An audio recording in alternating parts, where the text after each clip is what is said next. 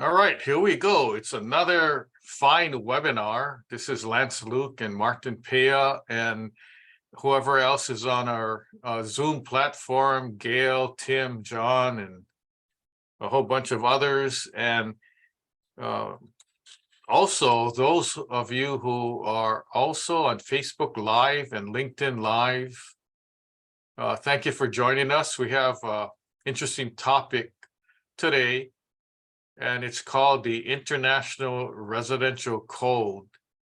And before I get started, I'm going to advance some slides here. National Building Expert. This is part of Ask the Building Expert webinar series.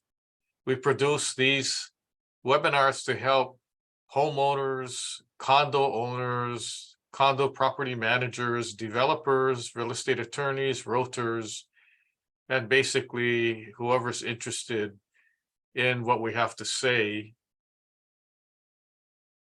And this webinar is presented by Construction Management Inspection LLC, which is a full service building inspection and construction management company located in Honolulu, Hawaii. We service all neighbor islands. We're based in Honolulu, Hawaii, and we also have jobs on the West Coast and as far as Nevada, Las Vegas, but that's probably as far as we want to travel. So topic today is International Residential Code, and the name is kind of misleading, international, because this code is the building code and it's for the United States. It's not international. It's not really made for foreign countries, although the reason why they made the term and said use the word international is because this code and the other codes I'm going to talk about are model codes for other countries, foreign countries. So instead of calling it the US Building Code or United States Building Code, they use the term international. And there's a difference between the International Residential Code and the International Building Code. The difference is the International Residential Code applies to and is applicable to 1 and 2 family dwellings, which is a single family house or 2 single family houses together called a duplex.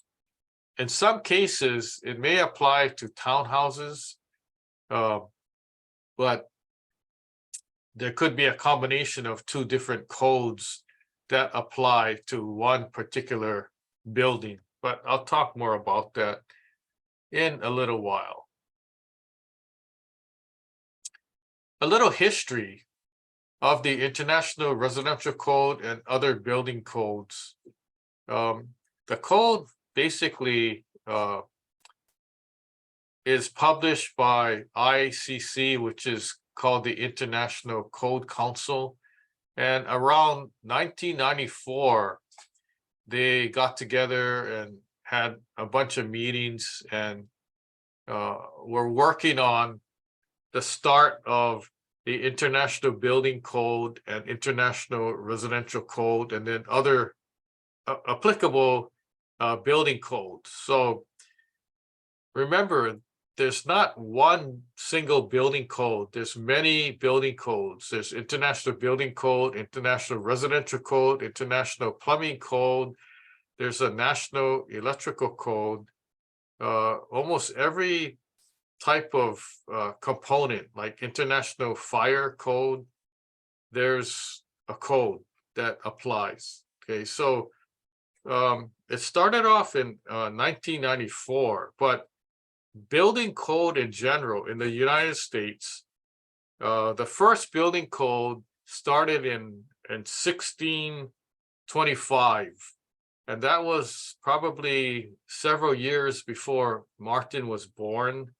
But it addressed fire safety and materials for roof covering. Long ago in those early years, houses had chimneys that were made out of wood and not too safe, right? And they also had like roofs that were thatch type of material, very easy to burn in the event of a fire. In fact, it doesn't make sense today, by today's standard, to have a chimney where you have a fireplace down below and the chimney is made out of wood, right? That's a disaster waiting to happen. So that's why the code came into play, mainly to address fire safety. And over the years, they added on other safety, structural, and other building components to be safe. So that's basically the start of it. Now, the International Code Council published the IBC and IRC, International Building Code and International Residential Code, in the year 2000. So we're talking about 23 years ago that there were first publications of the code. Now, previous to that, each area of the United States were basically under 3 separate building codes, and it was really confusing. And this is the building side of it, not electrical and plumbing and all that. So just the building code depends what state you're in. In the United States, there was a certain code. Like, for instance, we're located in Hawaii. We didn't follow the code that was in Florida. And if we did, we were way behind, years behind that Florida code. So it was hard. Like when I used to get hired as an expert witness to research and come up with whether a building was built following the code or not. And it was hard for me because it was a different code to which I was used to. I was used to the code that was applicable to Hawaii. And on the mainland, depends on what state, I had to research a totally different building code. So now it's much easier because every state basically follows the same code. Now, with respect to electrical code, at the time, every state followed the same code, the National Electrical Code, which was easy for me. So I could actually go to New York, Atlanta, Georgia, Dallas, Texas, Los Angeles, and inspect electrical there, and it's all the same code. It was easier than having to lug around code books or do research on codes that I was not familiar with. So that's a little history. Now, here's a question, and a big question. Does this code require a building permit? And we're talking about the International Residential Code, right? Because that's the topic of this discussion. The question is, does this code require a building permit? Well, maybe, maybe not. Now, let's take a single family dwelling, a house or a condo, and it's already built, okay? It's a single family house and they're remodeling, okay? It's an older house and they wanna put in new flooring and paint. Does this code require a building permit? And the answer is no, because the code doesn't require a building permit for flooring or painting. Okay, so it all depends on the type of construction, the type of work, and also the cost of construction. Okay, all those things dictate the requirement for code compliance and also compliance with whether you need to use a licensed contractor or not. Okay, so there's a lot of moving parts when you talk about building permit requirements. Now you may ask, I'm kind of confused. What's the difference between the building code versus the residential code? Okay, so to make it easier, The International Residential Code is basically for 1 and 2 family dwellings. A 2-family dwelling is basically a duplex, 2 houses connected together. Okay, you may get around with 3 or 4, but it depends. Okay, now if it's more than 1 or 2 family dwellings, for the most part, that code may not apply. And what code would be applicable? It's the International Building Code. So if certain conditions are not met under the International Residential Code, then it's under the International Building Code. Okay, so here's an example. If it's not a house and it's anything other than a house, such as a office building, restaurant, shopping center, a gas station, a retail store, whatever the type of building is, a school, a church, okay, the residential code does not apply. The building code is applicable. Okay, when you think about the word residential, that means people are living there. So if people aren't living in the structure, then the International Building Code is the code reference. Okay, for simplest sake of discussion here. Okay, so it gets kind of confusing because condominium owners who live in townhouses or who live in high-rise condo buildings and they want to renovate their unit and they go apply for a building permit and their reference is the International Residential Code, the building department authority having jurisdiction kicks it back and says, this is not the code reference to use. The code references the International Building Code. And you might say, well, wait a minute, it's a condo, it's residential. I live there. The whole building is residential. And the DPP might say, yes, we understand that, but the residential code is only applicable to a single family house. Do you live in a single family house? And you have to say, no, I live in a condo, high-rise condo or a townhouse. Okay, well, then it doesn't apply. By the way, a townhouse is residential, right? And DPP might say, well, how many units are in your townhouse complex? And you might say 80 or 500. And then they're going to say, well, just look at the cover of the code book. It says for 1 and 2 family dwellings. So that's already an indication already.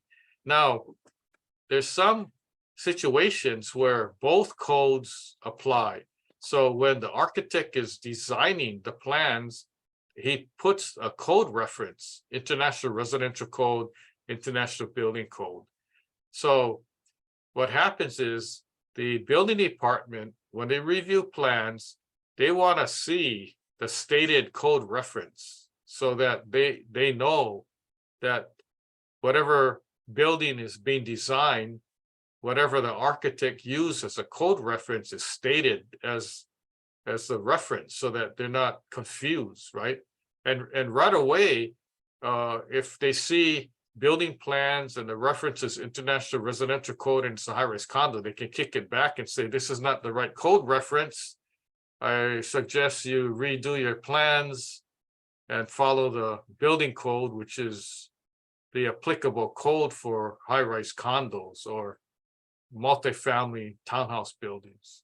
Okay, so I'll give you an example. All these new buildings in Kaka'ako, all these high-rise buildings, although the use is residential, the right code to follow is the International Building Code. Okay, that's the code that prevails because it's basically a commercial building and it's not a 1 to 2 house kind of situation.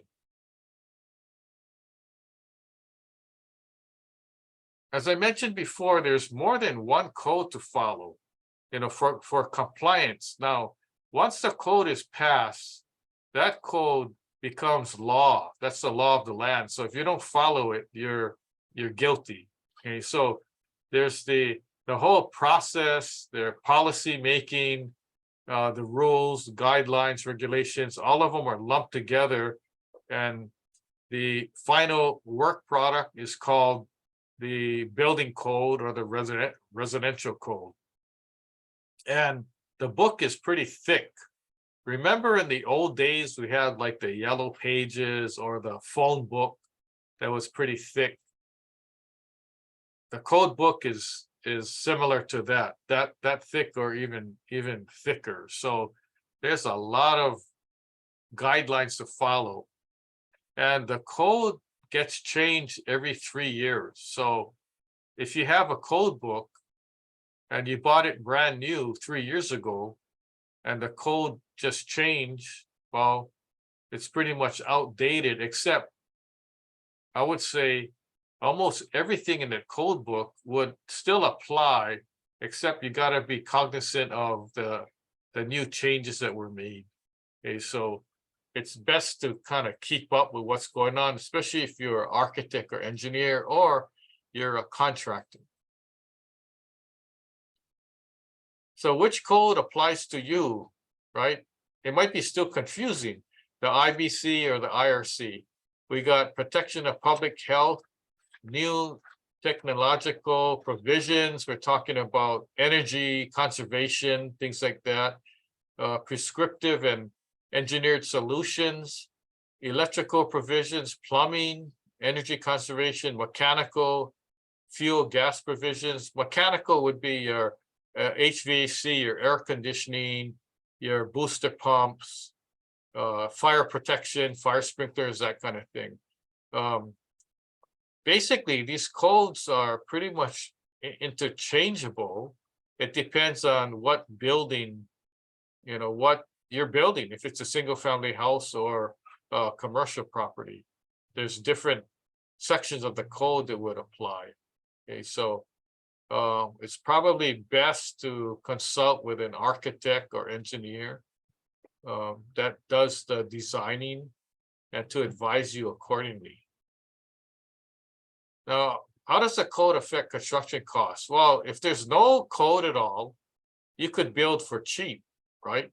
But because the code requires certain things, and it's basically the minimum standards, but it's required, the cost is going to go up. Okay, so when you're talking about the code, there's your policy, standards, your control, regulations, laws equals compliance. Okay, so let's say you're building a single family house and you have an enclosed garage.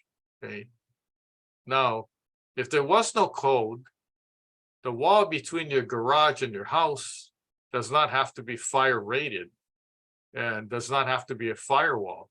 But because the code requires that would be extra costs, right? So also on the mainland, single family dwellings in some parts of the country require fire sprinklers.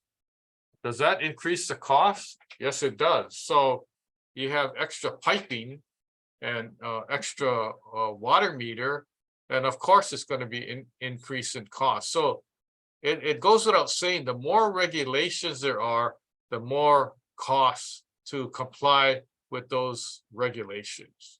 Okay, so basically, the more they change the code, the costly things are. For instance, you have roofing material. Now, if you live in an area where it's prone to wildfires, the local jurisdiction building department might say, no, you can't put that kind of roof. You have to use either a concrete roof or a metal roof because of the potential for a wildfire situation. And you can't use plyboard siding. You have to use a material that's fire resistive, like hardboard siding, cementitious board, and that kind of thing. Okay, so you probably might be concerned. Okay, so we're at the conclusion here, but there's that asked the question previously, like talking about the building code. They said, what's the, I think it was a seminar I gave, and somebody raised their hand. It was a live seminar, not a webinar. And somebody raised their hand and said, okay, you talked about the residential code, but what's the most common building code violations? I said, oh, fair enough. That's a good question. And a lot of people wanted to know, although it wasn't kind of covered in my presentation, but I'll be happy to give you the scoop on that. So the most common building code violations, okay, and this is a mixture of the residential code and the building code, but it mainly applies to the residential code. We're talking about single family houses, okay, because of the topic that we're talking about today. So number one is no building permits, okay, or improper permit. So you ever notice that you drive around town and you see these monster houses going up, and some of them they don't have a permit, a building permit, or they do, right? And I use the term improper permit because when they applied, they put down that the house was going to have 12 bathrooms. And then if you go and inspect, the building inspector inspected it and there was 22 bathrooms. So I call it an improper permit, but maybe that's not the right term. The term I should have said was the permit was issued, but the contractor developer didn't follow the DPP issued permit. They started adding more and more stuff on, which is in violation of the building code and deviated from the approved building plans. Okay. Second thing is life safety issues. There's no smoke alarms, or the smoke alarm is in the wrong location. The other item is electrical. There's missing ground fault interrupters, or houses that are not new. There's extensive use of extension cords. Now, did you know that an extension cord is only for the purposes of temporary use? And how many people use extension cords as permanent use? Or they have a power strip. They're like, oh, I only have one outlet here, but I have like 5 different things I gotta plug in. Oh, voila. I just get a power strip, plug it in, and now I have like 6 different outlets that are new. I can plug all my stuff in. But when you think about it, you're not increasing the circuit or the amperage of the house. You're just using the same outlet and you're adding more stuff to it. That's why it's a fire hazard. The other thing is houses that have like either no hand railing at the stairs or no guard railing, or it's missing or broken. Okay, that's a code violation. Or decks, you have this beautiful deck, but then upon further inspection, the connection, there's a ledger board or beams that connect the deck to the house, and it's an improper connection, okay, an attachment, or there's flashing missing. A lot of decks are made out of wood, right? And what happens when it keeps raining? The wood gets rotted, right? Exposure to the sun, rain, it dries out, rains again, and it starts to rot. So that's why they use metal flashing to protect the wood connections from getting rotted. So sometimes there's flashing that are broken. Another thing, on an older house, especially hazmat, hazardous materials, people ignore the lead paint. It may have asbestos, it may have arsenic, which is in the canic ceiling of old houses, and there could be mold. And sometimes the contractors just start cutting open walls and doing repair, there's mold and they see it and they do nothing. They just let it go. And if somebody brings it up, then they spray it and try to clean it. But is that really the proper way to get rid of the mold? You should have it tested first to see what kind of mold it is, right? So when I'm working on my construction projects, if I see mold, I don't even bother to tell the contractor to clean it. I just tell them, cut it out and put new drywall here. I'm not even gonna go there with testing and try to clean it and all that. The other thing is improper ventilation. Have you ever like been to a restaurant? You go to the bathroom and the exhaust fan's not working, or you have a couple fans at your house and it's just blowing hot air into the attic. There's no exterior termination either from the roof or the outside of the house. Okay, so pay attention to these things. Also, fire blocking or firewalls, a lot of them are missing, improper. If I go up into the attic, let's say of a townhouse, the older townhouses, I go up in the attic and let's say there's 6 units together. I can go into one unit and see clear through all the way to the end of the building. What does that mean? That means that the spaces above each unit, there's no dividing wall, which is supposed to be a firewall, okay? Or some people put chicken wire or a screen or things like that. Also, if you're living in a single family house or a townhouse and it's wood frame and you cut a hole in your ceiling, okay, to install a pull down ladder, it could be in your garage, it could be in your hallway.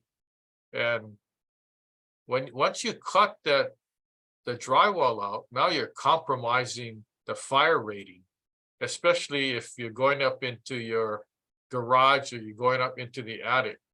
Most of the enclosures for the pull down ladders, okay, that is available for sale is not the fire rated type. It's a special order. So if you go to the home and garden store and you buy it off the shelf, it's not the right fire rated. You got to ask them and look to make sure it's a proper fire rated enclosure. Why? It's made out of wood. That whole cover, instead of being drywall, it's made out of wood. And if you have a fire, that wood's going to burn and all the fire is going to spread throughout your whole house. Okay, so that's the reason for it. The next building code item is plumbing. You install new piping and they don't bracket the pipes where they should. And you have long pipe runs. When you turn on the water to use the pipe, you hear these rattling sounds like a water hammer sound. Okay, and you wonder, wow, how come I hear knocking noise every time I turn the faucet on? Well, that's the reason. The pipes aren't secured enough, and also there's too much air going through the pipes. And then the last thing is the building plans, like I mentioned on a monster house, okay, are not followed. Okay, so a couple other examples. You have your building plan made for a retaining wall, but when the contractor follows it, he makes the footing of the wall too shallow. Okay. The other thing is I've seen brand new houses being built where there's no termite protection. And what that is you have your ground. Okay, before you pour your concrete slab, you have just bare soil. And before you pour the slab, the contractor is supposed to bring in a licensed pest control operator to treat the ground for termites. And if that's not done, what they're doing is basically pouring concrete on the dirt with no termite protection. Okay. The other thing is when they cut the framing, let's say they frame the house, they're in the attic framing all the roof, and the pieces of wood don't come in various sizes, right? So you have to cut it. So the contractor cuts it on site to make it fit. Now, every time they cut it, there's an exposed end cut. And although it's treated lumber, okay, the lumber is basically pressure treated from the outside, and does the chemicals penetrate all the way through to the whole piece of lumber? So for instance, if you get a 2x4 or 2x6 and you cut it, right? You cut it and you look at the end. Do you see the chemicals all the way through, or do you see like kind of green around, but then if you look in the middle, it looks like, bare wood. Okay, so that's why whenever it's cut, and it's called an end cut of the framing lumber or framing member, they have to treat it. They have to use insecticide and it's liquid, and use a paintbrush and treat all the end cuts. Because if you leave it exposed, guess what?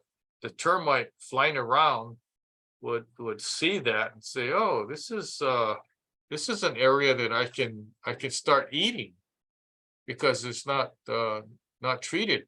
And once the termite gets in there, even if it's treated wood, they can still eat at it, because they eat the center, they eat the inside.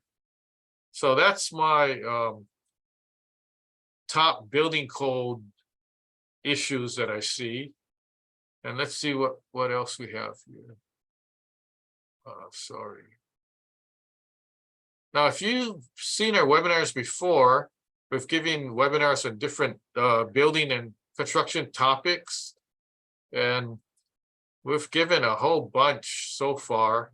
I don't want to go through the list, but it's almost every kind of topic you can think of.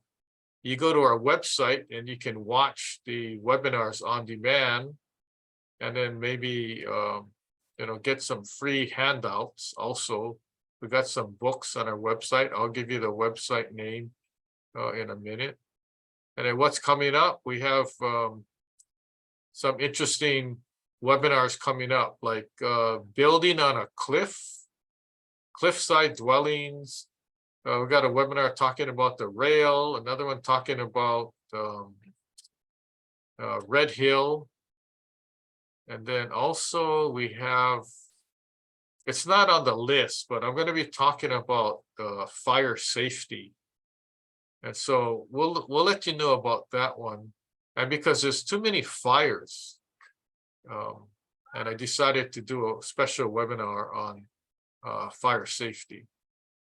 So here's our website, askbuildingexpert.now.site. We're constantly adding to the site. We have a whole bunch of webinars. All our webinars, we record it and we put it up for you, free information, and then take advantage of our publications. You can download our books for free, and you might also do that now before we start charging for it. By the way, our books are also available on Amazon, so if you don't want to get it free, you're welcome to go buy it on Amazon. And we're at the point of, I'm going to take questions. So you got questions, I got answers. If you need to get a hold of me, Lance Luke, phone number 808-422-2132. Email lanceluke@hawaiibuildingexpert.com. Probably the best way to get a hold of me is via email. If you call, a lot of times I may be on a roof hanging off a building or whatever, and I won't be able to answer the phone. So let me check with our co-host here and see if we have any questions from our fine audience. So yes, Lance, the co-host is here. Okay, great. Can you hear me okay? Yeah, good. So any questions from Zoom or Facebook, LinkedIn, or anywhere else? Yeah, it looks like we've got a couple of come in here from probably some late arrivals to our Facebook and LinkedIn, but let me ask you anyway here. The first question is, what is the history of International Residential Code? Well, let me explain something, and you're probably going to wonder why, but probably in 2007. Well, previous to 2007, every island in Hawaii or county had their own code that they followed. It was the same code called the Uniform Building Code, but it was different years. So each county adopted the code, but then they adopted a code and then they didn't adopt one for many years. And I'll give you an example.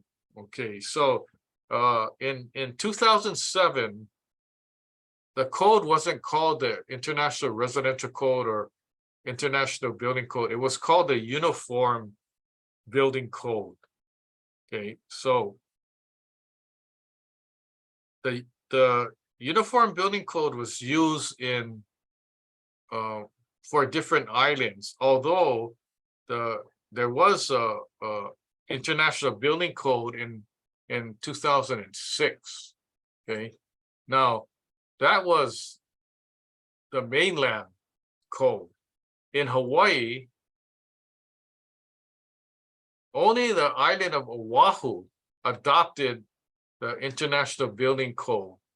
So in 2007, the island of Oahu, okay, county of Honolulu, was using the International Building Code 2003. Okay, so they were pretty caught up. Wasn't too bad. Okay, but get this: the island of Maui was still using the Uniform Building Code from 1997, and also the island of Kauai was using the same building code, the 1997 edition. Okay, now get this. This is in the year 2007. So if I'm working on a construction case in 2007, either on the island of Kauai or Maui, I couldn't reference the applicable building code on Oahu, which is 2003. I had to go back to the Uniform Building Code of 1997 to cite my response. Okay, but what's even worse is on the Big Island, they were using the Uniform Building Code edition from 1991. So in the year 2007, the reference was the 1991 building code. So you see how convoluted, and it was like ridiculous. I would be flying to islands and different islands, and when people ask me, well, is it too cold? And I'm not sure yet, because I got to go back in time and go look at my old code books and all that. So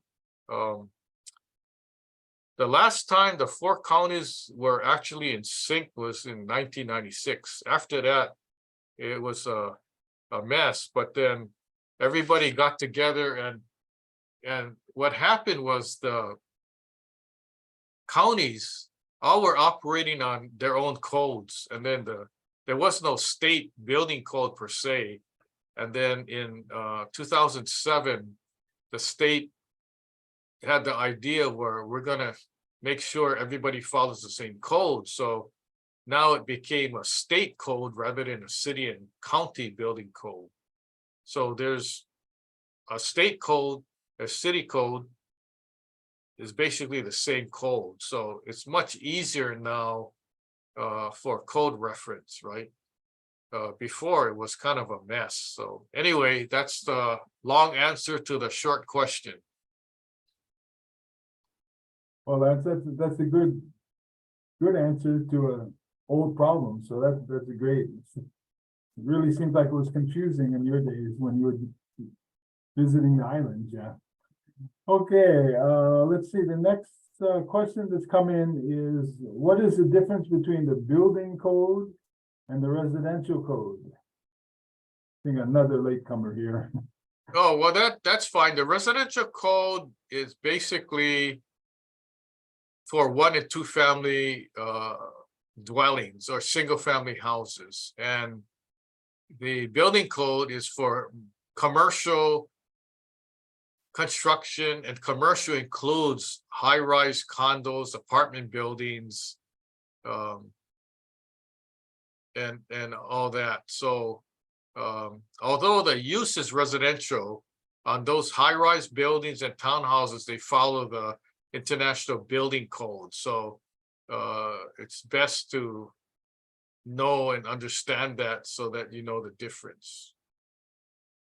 Okay, sounds good. Yeah, I think I've learned that difference.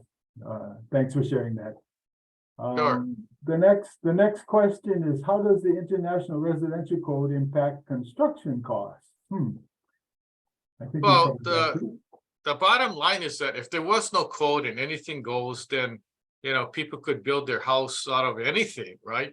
You could build your house out of bamboo, coconut palm fronds, and the cost is relatively cheap, right? But then once you start having to buy lumber and roofing material, then it gets more and more expensive. So anytime you have to follow some kind of regulation, the cost increases, right? So also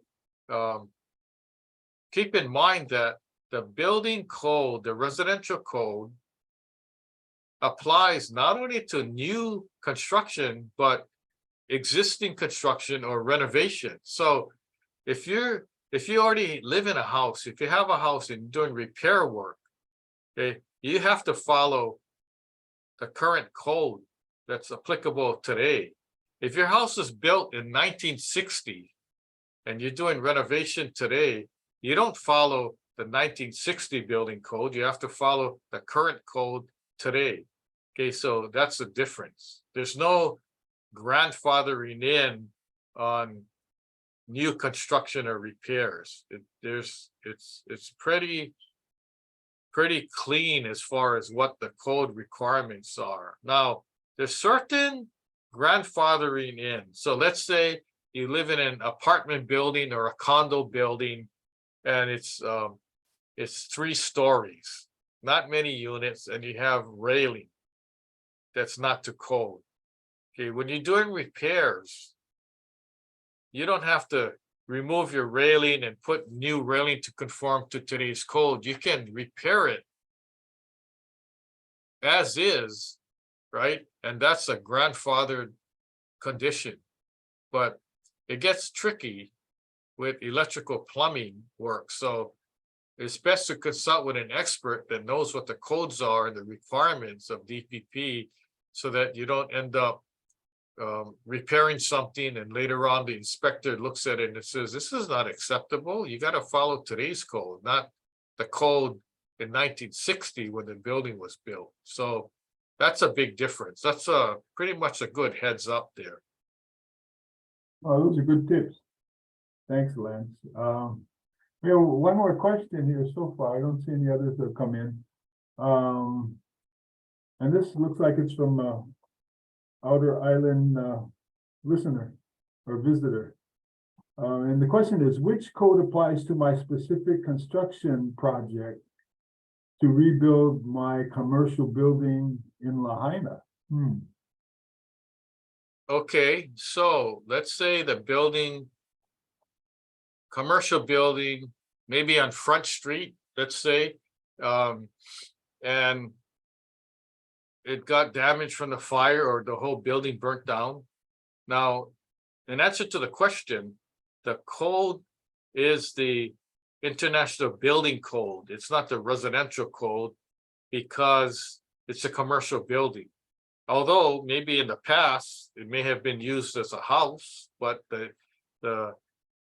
previous use doesn't apply. It's an existing use or current use. Okay, now, if you've been to Lahaina before, you know that all these buildings, commercial buildings, were basically wood frame because they were built long ago in the 40s, 50s, 60s.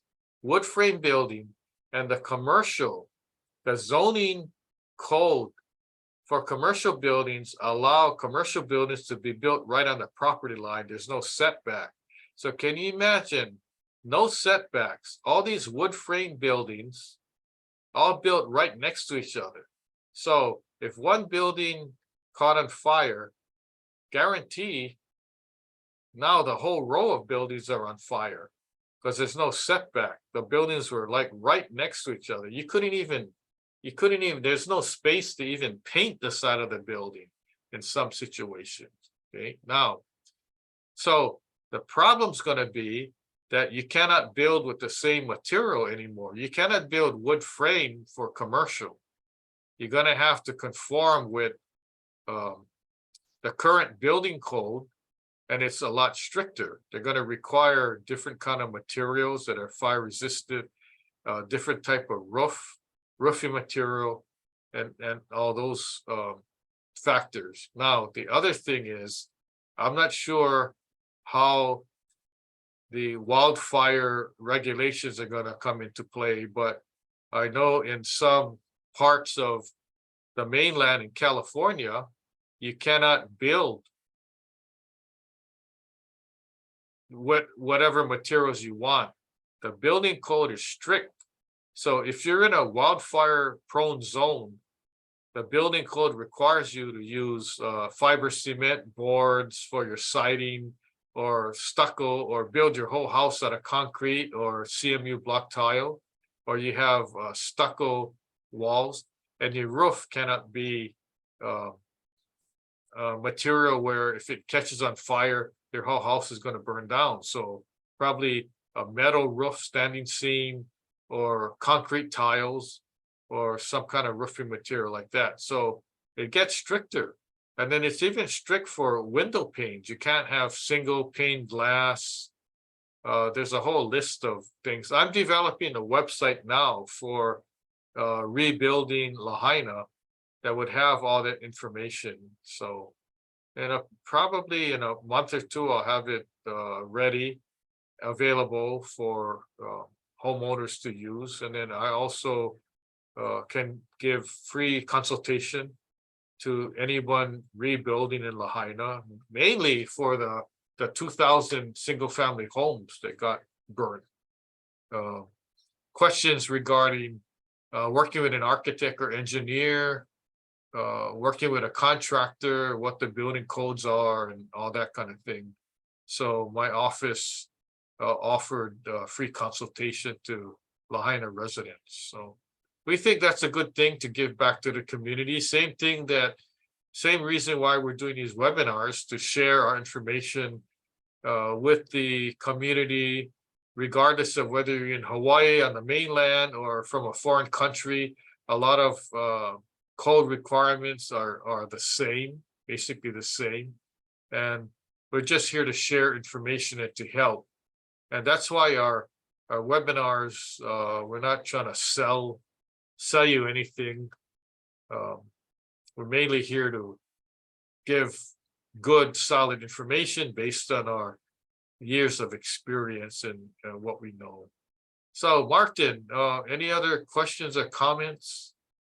I don't see any more questions. You enlightened me for sure today on a lot of different things. And I guess I just had a general question as far as the purpose of the code. I think, was that what your you had that one slide, I guess it showed about the compliance and all the different things that form the compliance. I mean, the code, it seems like, is more just guides, but they're not guides. They're like laws and requirements in order to build properly and safely and all that kind of stuff. So I mean, this is good info for even guys like me who need to do renovations every once in a while and stuff like that. So I appreciate it. Oh, thanks. Just remember that the codes as written are minimum requirements, minimum standards. They're not maximum. So if the code requires the use of a 2x4 in this location, you can substitute that for a 2x6 or larger. So you can always exceed the code. There's nothing in the code that says you have to follow the code to the T. You cannot make a lesser decision. So in other words, if it says to use 3,500 PSI for your concrete, you cannot use 2,000 PSI, because then you're going lesser of a lesser requirement. You can, if the code says 3,500 PSI and you want to do 4,500 PSI or 5,000 or 6,000, you're welcome to do that. It's going to cost more. But if you want, that's your option, right? Similarly, if your house has, if your house and the Hawaii code right now doesn't require fire sprinklers for single family houses, but you can exceed that. You can actually design your house and put fire sprinklers in. It's going to cost more, but are you going to be safer? Is your house going to burn down if you have fire sprinklers? Chances are the answer is no. It's going to be there because the sprinklers are going to set off. But the caveat is that it needs water, right? So in Lahaina, if there was a water problem and there was no water pressure and your house had fire sprinklers, guess what? The sprinklers are useless. So that's why there's a whole big issue now, and I'm deviating, but I'm talking about Lahaina now, with the water issue, and there's federal investigations now on what caused a wildfire, and you're gonna hear all kind of different stories and from different agencies as to what the cause was. So, and I'm aware there's lawsuits now.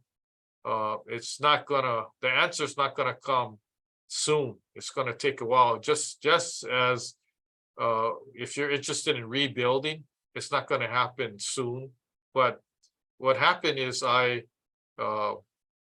read an article from the mayor of Maui saying it's gonna take 1.5 to 2 years before anybody can rebuild. And I'm thinking, why would it take that long? If you have your property, you have your house and it burnt down and you got the all clear, let's say you asked EPA and the Army Corps of Engineers, I give you permission to clean my lot. So your lot's cleaned by the government. Of course, it's not free, because if you have insurance, they're going to bill your insurance company. But let's say they clean it and you get the all clear. Once you get the all clear, why can't you build? So my thinking is, oh, well, the reason why is you need a building permit. And on Maui, it takes just as long as in Honolulu to get a building permit. It may take you 9 months, 12 months, 18 months, 2 years to get a building permit. So I gave a webinar on the Lahaina fire, and I says, you know what, Maui County, why don't you waive the building permit requirements? As long as you have the plans designed by a licensed architect, just let them build already. Start. People need a place to live. Start building, and then you can come in later, your Maui building department, and inspect and say if it's right or it's not right. But that's why I'm thinking, I had this idea, clear all the lots and then bring in modular homes and let people live. If they're not ready to rebuild, at least they can live in the modular homes for the time being, but you're going to need water hookup and electrical hookup, right? But the public utilities are pretty fast, like Hawaiian Electric and the Board of Water. They can hook up the utilities pretty fast. The part is the rebuilding. So what if you don't get your insurance money? You can't rebuild, but where's the people going to live? Or you got land, right? City, state, or federal. You got acres and acres of vacant land. Okay, why don't you clear those lands up, put up temporary housing for all the people? Then they don't have to stay in hotels and get kicked out and all that. But that's just me saying that. We need more help. And so it's going to be a continuing issue for discussion, but that's probably for another day. But it's a good topic. So I know we're nearing the end of our time. So Martin, do you have any other last words or comments? No comment. Thank you for the usual good education and making me more aware of building and safety issues as usual. So I appreciate it. You're welcome. That's what we're here for. And on behalf of Martin and myself and Ask the Building Expert webinar series, we appreciate you tuning in. And we like it when people from Hawaii, people from the mainland and other parts unknown around the world. Well, maybe it's unknown to us, but you probably know where you live, right? So anyway, stay tuned and hopefully we'll see you at the next webinar, and we're signing off now. By the way, if you have any other questions or comments that come up, feel free to get a hold of us. And if you forgot our website, it's askbuildingexpert.now.site. If you totally forget that, just go whatever search engine you use, you type my name, Lance Luke Engineer, Lance Luke Consultant, and then my information will pop up, phone number, email, and all that. So you can easily get a hold of us, and we're here to help. So we're going to sign off. We thank you for attending. Hope to see you at the next webinar. Aloha. Bye. Aloha.